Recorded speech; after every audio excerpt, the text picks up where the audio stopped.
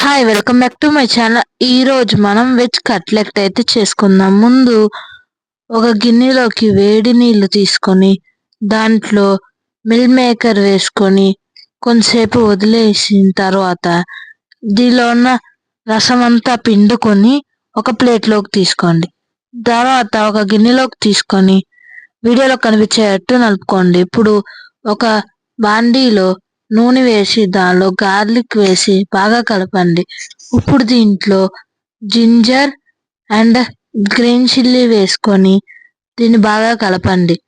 ఇప్పుడు దీంట్లో మీరు క్యాప్సికమ్ అండ్ ఆనియన్ వేసుకొని దీన్ని కూడా బాగా కలపండి.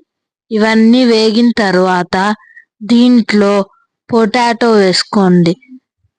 దీన్ని కూడా బాగా కలిపిన తర్వాత దీంట్లో సోయా చంక్స్ మిల్ మేకర్లు వేసుకొని దీన్ని బాగా కలపండి. ఇప్పుడు దీంట్లో తగినంత ఉప్పు, 1 టేబుల్ స్పూన్ కారం మసాలా వేసి దీన్ని బాగా కలిపి పైన క్యారెట్ వేసుకొని ఒకసారి తిప్పి పక్కకు పెట్టుకోండి.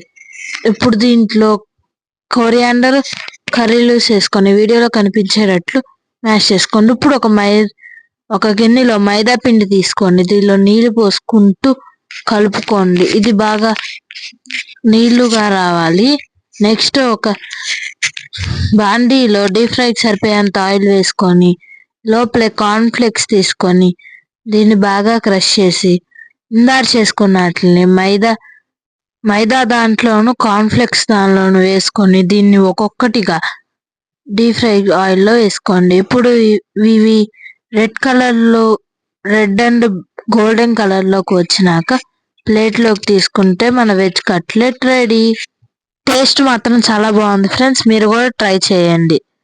మీకు ఎలా అనిపించిందో కింద కామెంట్ చేయండి. Okay, thank you for watching. Bye. Like, share and subscribe.